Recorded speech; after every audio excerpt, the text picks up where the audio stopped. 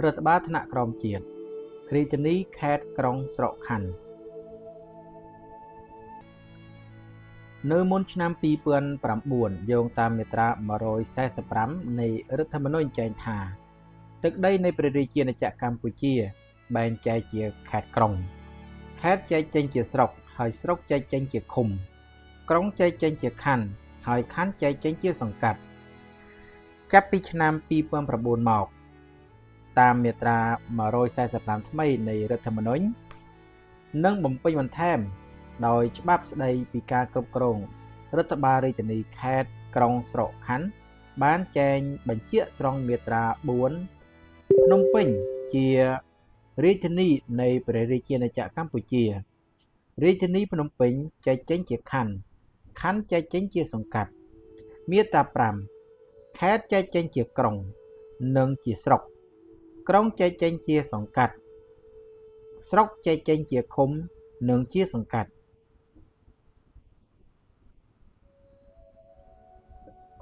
រាជធានីខេត្តក្រុងស្រកខណ្ឌត្រូវគ្រប់គ្រងតាមគោលការណ៍នៃរដ្ឋបាលឯកភាពដើម្បីបង្កើតជំរុញនិងធ្វើឲ្យមានចីរភាពដល់ការអភិវឌ្ឍតាមបែបប្រជាធិបតេយ្យតាមរយៈនយោបាយវិមជ្ឈការនិងវិសហមជ្ឈការតាមមាត្រា9នៃច្បាប់ស្តីពីការគ្រប់គ្រងរដ្ឋបាលរាជធានីខេត្តក្រុងស្រកខណ្ឌនិងមាត្រា2នៃច្បាប់ស្តីពីការគ្រប់គ្រងរដ្ឋបាលឃុំសង្កាត់បានកំណត់ឲ្យរាជធានីខេត្តក្រុងស្រកខណ្ឌនិងឃុំសង្កាត់ជានីតិបុគ្គលនៃនីតិសាធារណៈនីតិបុគ្គលនីមួយៗមានដែនដីប្រជាពលរដ្ឋនិងមានក្រុមប្រឹក្សាមួយជាតំណាង 2.1 រាជធានីខេត្តក្រុងស្រកខណ្ឌរាជធានីខេត្តគឺជាថ្នាក់រដ្ឋបាលដែនដីមួយខ្ពស់បំផុតនៃព្រះរាជាណាចក្រកម្ពុជាដែលត្រូវបានបង្កើតឡើងដោយព្រះរាជក្រឹត្យតាមសំណើរបស់នាយករដ្ឋមន្ត្រីក្រុងស្រកខណ្ឌគឺជាថ្នាក់រដ្ឋបាលដែនដីបន្ទាប់ពីរាជធានីខេត្តដែលត្រូវបានបង្កើតឡើងដោយអនុក្រឹត្យតាមសំណើរបស់រដ្ឋមន្ត្រីក្រសួងមហាផ្ទៃក្រុងស្រកខណ្ឌនីមួយៗត្រូវកសាងឲ្យបាននៅរបៀបរបបធ្វើការងារផ្ទៃក្នុងឲ្យបានច្បាស់លាស់និងអនុវត្តឲ្យបានត្រឹមត្រូវនៅរបៀបរបបការងារនោះអង្គដឹកនាំរាជធានីខេត្តក្រុងស្រកខណ្ឌរាជធានីខេត្តក្រុងស្រកខណ្ឌត្រូវបានដឹកនាំដោយក្រុមប្រឹក្សានិងគណៈអភិបាលក្រុមប្រឹក្សាជាតំណាងសាធារណៈជាអ្នកការពារនិងជាអ្នកបម្រើឲ្យប្រយោជន៍របស់ប្រជាពលរដ្ឋទាំងអស់នៅក្នុងដែនសមត្ថកិច្ចរបស់ខ្លួនក្រុមប្រឹក្សាមានសិទ្ធិអំណាចធ្វើសេចក្តីសម្រេចខាងបញ្ញត្តិនិងសេចក្តីសម្រេចខាងប្រតិបត្តិដោយធ្វើឡើងនៅក្នុងអង្គប្រជុំក្រុមប្រឹក្សាត្រូវបានជ្រើសរើសឡើងតាមរយៈការបោះឆ្នោតអសកលដោយតម្រូវឲ្យសមាជិកក្រុមប្រឹក្សាឃុំសង្កាត់ជាអ្នកចូលរួមបោះឆ្នោតជ្រើសរើសនិងមានអាណត្តិ5ឆ្នាំចំនួនសមាជិកក្រុមប្រឹក្សាត្រូវបានកំណត់ដូចខាងក្រោមរាជធានីភ្នំពេញមិនលើសពី27រូបខេត្តពី15រូបទៅ27រូបក្រុងស្រកខណ្ឌពី11ទៅ21រូបសមាជិកក្រុមប្រឹក្សាត្រូវបំពេញនៅលក្ខខណ្ឌដូចជាមានសញ្ជាតិខ្មែរពីកំណើតមានអាយុ25ឆ្នាំឡើងទៅមានសិទ្ធិបោះឆ្នោតនិងមានលក្ខណៈសម្បត្តិគ្រប់គ្រាន់តួនាទីនិងសិទ្ធិអំណាចរបស់ក្រុមប្រឹក្សាក្នុងនាមជាតំណាងឲ្យប្រជាពលរដ្ឋក្រុមប្រឹក្សាត្រូវទទួលខុសត្រូវក្នុងការគ្រប់គ្រងនិងចាត់ចែងរាល់កិច្ចការនានាក្នុងដែនសមត្ថកិច្ចរបស់ខ្លួនប្រកបដោយតម្លាភាពគណនេយ្យភាពសមធម៌និងបរិយាបន្នដើម្បីឆ្លើយតបនិងបម្រើសេចក្តីត្រូវការរបស់ប្រជាពលរដ្ឋនិងអភិវឌ្ឍមូលដ្ឋានដើម្បីសម្រេចបាននៅបេសកកម្មដ៏ចម្បងនេះក្រុមប្រឹក្សាត្រូវបានផ្ដល់សិទ្ធិអំណាចធ្វើសេចក្តីសម្រេចខាងបញ្ញត្តិនិងខាងប្រតិបត្តិក្រុមប្រឹក្សាប្រើសិទ្ធិអំណាចបញ្ញត្តិតាមរយៈការធ្វើដីការបស់ក្រុមប្រឹក្សានិងសិទ្ធិអំណាចប្រតិបត្តិតាមរយៈការធ្វើសេចក្តីសម្រេចនៅក្នុងកិច្ចប្រជុំរបស់ក្រុមប្រឹក្សាកិច្ចការដែលជាសមត្ថកិច្ចរបស់ក្រុមប្រឹក្សាក្នុងការធ្វើសេចក្តីសម្រេចខាង បញ្ញត្តិនិងខាងប្រតិបត្តិនៅក្នុងកិច្ចប្រជុំរបស់ក្រុមប្រឹក្សាមានដូចជាការរៀបចំដើម្បីទទួលមុខងារភារកិច្ចនិងធនធានមុខងារជាកាតព្វកិច្ចរបស់ក្រុមប្រឹក្សាមុខងារជាជំរើសរបស់ក្រុមប្រឹក្សាផែនការអភិវឌ្ឍនិងកម្មវិធីវិនិយោគប្រចាំឆ្នាំគម្រោងថវិកាប្រចាំឆ្នាំនិងក្របខ័ណ្ឌចំណាយរយៈពេលមធ្យមនិងបញ្ហាហិរញ្ញវត្ថុផ្សេងទៀតការរៀបចំរចនាសម្ព័ន្ធប្រព័ន្ធនិងធនធានរួមទាំងគណៈកម្មាធិការអង្គភាពនិងបុគ្គលិករបស់ក្រុមប្រឹក្សាការគ្រប់គ្រងនិងការប្រើប្រាស់ទ្រព្យសម្បត្តិដំណើរការពិគ្រោះយោបល់ជាមួយសាធារណជនក្នុងដែនសមត្ថកិច្ចរបស់ក្រុមប្រឹក្សានិងការផ្សព្វផ្សាយព័ត៌មាននានាជូនប្រជាពលរដ្ឋក្រៅពីកិច្ចការខាងលើនេះក្រុមប្រឹក្សាត្រូវបំពេញ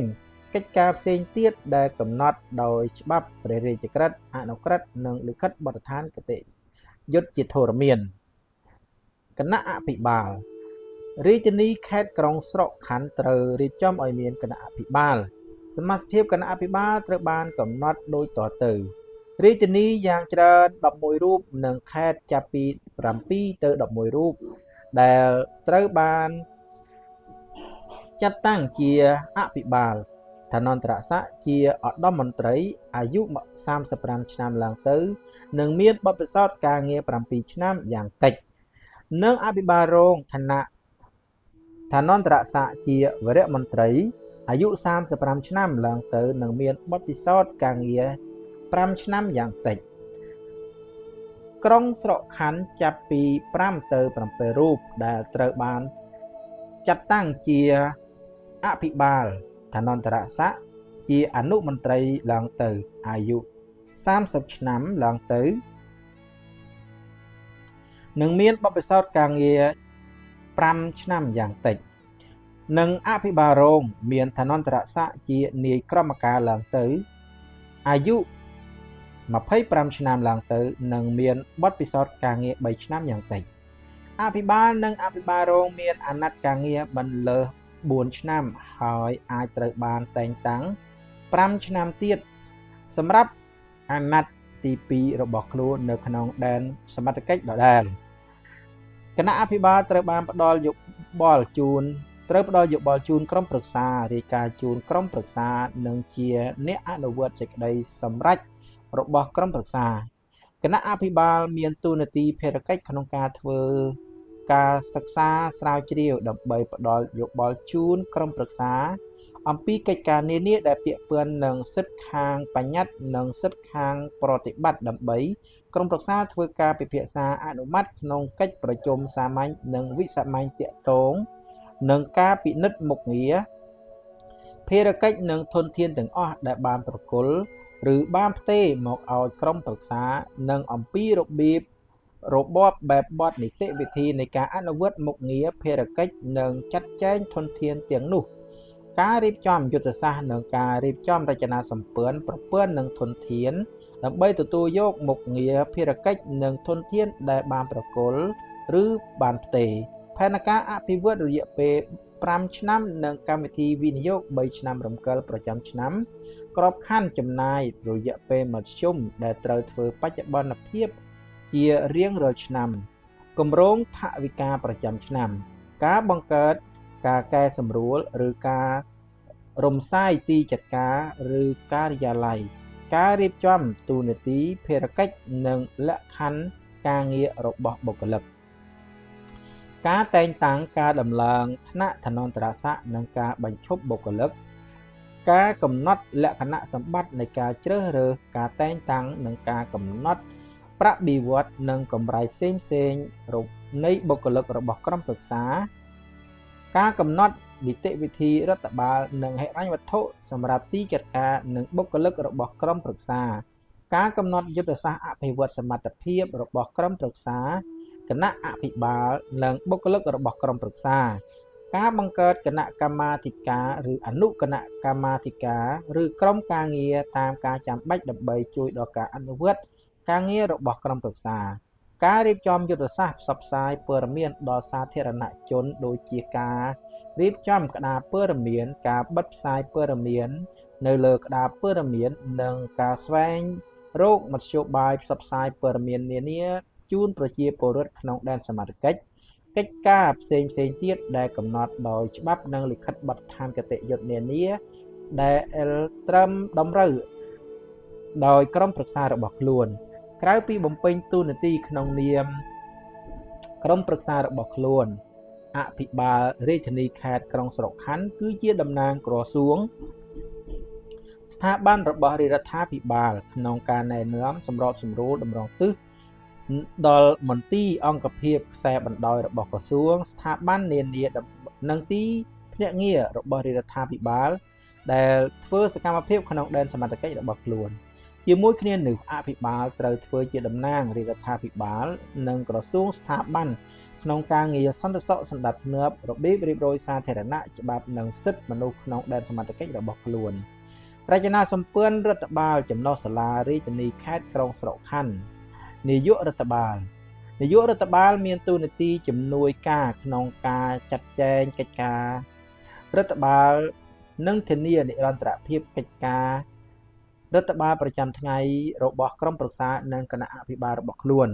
នាយករដ្ឋបាលមានតួនាទីភារកិច្ចដូចខាងក្រោមអនុវត្តកិច្ចការប្រចាំថ្ងៃរបស់ក្រុមប្រឹក្សានិងគណៈអភិបាលធានាឲ្យអង្គភាពបុគ្គលិករបស់ក្រុមប្រឹក្សាអនុវត្តសេចក្តីសម្រេចរបស់ក្រុមប្រឹក្សានិងគណៈអភិបាលរបស់ខ្លួនអនុវត្តដីការបស់ក្រុមប្រឹក្សាចូលរួមនឹងមានយោបល់រាល់កិច្ចប្រជុំរបស់ក្រុមប្រឹក្សាគណៈកម្មាធិការរបស់ក្រុមប្រឹក្សានិងគណៈអភិបាលប៉ុន្តែពុំមានសិទ្ធិបោះឆ្នោតឡើយផ្ដល់យោបល់ដល់ក្រុមប្រឹក្សាដល់គណៈកម្មាធិការនានារបស់ក្រុមប្រឹក្សាដើម្បីក្រុមប្រឹក្សាសម្រេចបានគោលបំណងក្នុងការបង្កើនការជំរុញនិងការធ្វើឲ្យមានចីរភាពដល់ការអភិវឌ្ឍតាមបែបប្រជាធិបតេយ្យផ្ដល់យោបល់ដល់គណៈអភិបាលដើម្បីគណៈអភិបាលអនុវត្តមុខងារនិងភារកិច្ចរបស់ខ្លួនឲ្យមានប្រសិទ្ធភាពតាមមាត្រា184ដល់185នៃច្បាប់ស្តីពីការគ្រប់គ្រងរដ្ឋបាលរាជធានីខេត្តក្រុងស្រុកខណ្ឌ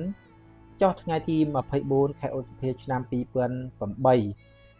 អង្គភាពចំណុះសាលារាជធានីខេត្តក្រុងស្រុកខណ្ឌ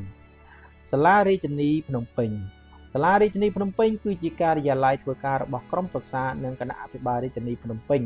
សាលារាជធានីភ្នំពេញត្រូវបើកធ្វើការឲ្យបានទៀងទាត់តាមពេលវេលាធ្វើការរបស់រដ្ឋក្នុងកំឡុងពេលធ្វើការងារប្រជាពលរដ្ឋមានសិទ្ធិធ្វើទំនាក់ទំនងនិងធ្វើការងារជាមួយក្រុមប្រឹក្សា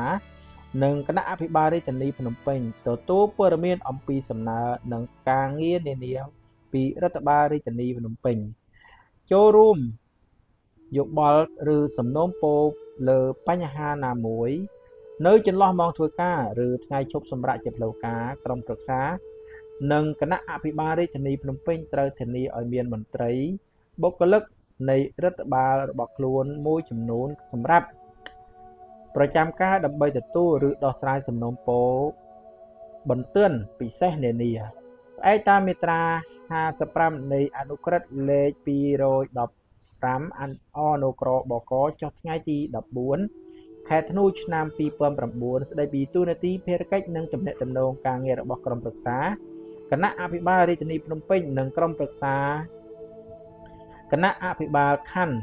នៃរាជធានីភ្នំពេញគឺសាលារាជធានីភ្នំពេញត្រូវមានទីចាត់ការចំណុះចាំបាច់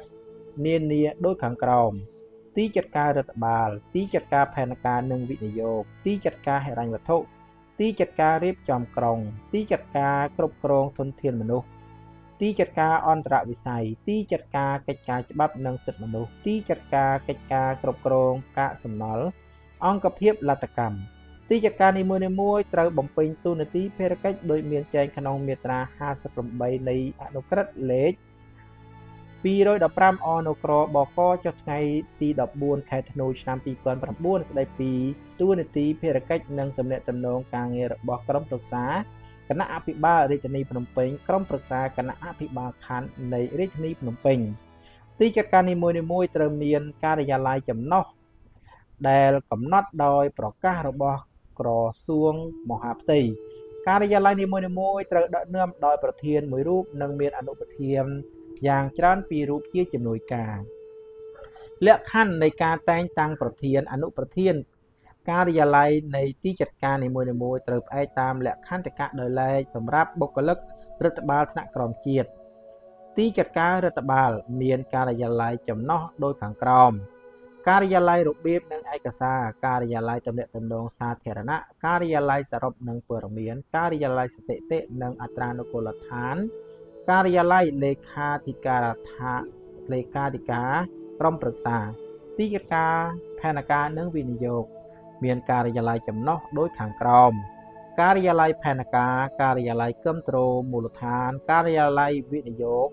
ការិយាល័យអភិវឌ្ឍសហគមន៍និងអ្នកក្រីក្រ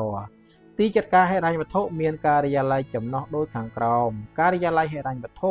ការិយាល័យគណនេយ្យការិយាល័យគ្រប់គ្រងទ្រព្យសម្បត្តិទីចាត់ការរៀបចំក្រុងមានការិយាល័យចំណុះដូចខាងក្រោមការិយាល័យនគររូបនីយកម្មការិយាល័យគ្រប់គ្រងការអភិវឌ្ឍនិងសំណង់ទីចាត់ការគ្រប់គ្រងធនធានមនុស្សមានការិយាល័យចំណុះដូចខាងក្រោមការិយាល័យគ្រប់គ្រងបុគ្គលិកការិយាល័យកសាងសមត្ថភាពទីចាត់ការអន្តរវិស័យមានការិយាល័យចំណុះដូចខាងក្រោមការិយាល័យសេដ្ឋកិច្ចនិងសង្គមគិច្ចការិយាល័យផ្សព្វផ្សាយពាណិជ្ជកម្មទីចាត់ការច្បាប់និងសិទ្ធិមនុស្សមានការិយាល័យចំណុះដូចខាងក្រោមការិយាល័យសុវត្ថិភាពសាធារណៈការិយាល័យកិច្ចការច្បាប់និងការដោះស្រាយវិវាទនៅមូលដ្ឋានទីចាត់ការកិច្ចការគ្រប់គ្រងកាកសំណល់មានការិយាល័យចំណុះដូចខាងក្រោមការិយាល័យបច្ចេកទេសនិងត្រួតពិនិត្យផលប៉ះពាល់បរិស្ថាននិងការិយាល័យរដ្ឋកោគ្រប់គ្រងកាកសំណល់អង្គភាពលទ្ធកម្មក្រៅពីរចនាសម្ព័ន្ធខាងលើនៅរាជធានីភ្នំពេញក៏បានបង្កើតឲ្យមានទីចាត់ការទំនាក់ទំនងសាធារណៈនិងសហប្រតិបត្តិការអន្តរជាតិអង្គភាពច្រកចេញចូលតែមួយ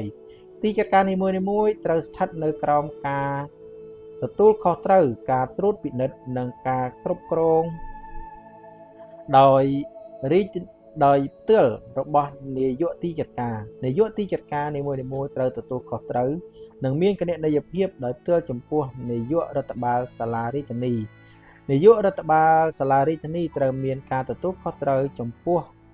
និងគណនេយ្យភាពចំពោះអភិបាលនិងក្រុមប្រឹក្សារបស់ខ្លួនការិយាល័យនីមួយៗត្រូវស្ថិតនៅក្រោមការទទួលខុសត្រូវការត្រួតពិនិត្យនិងការគ្រប់គ្រង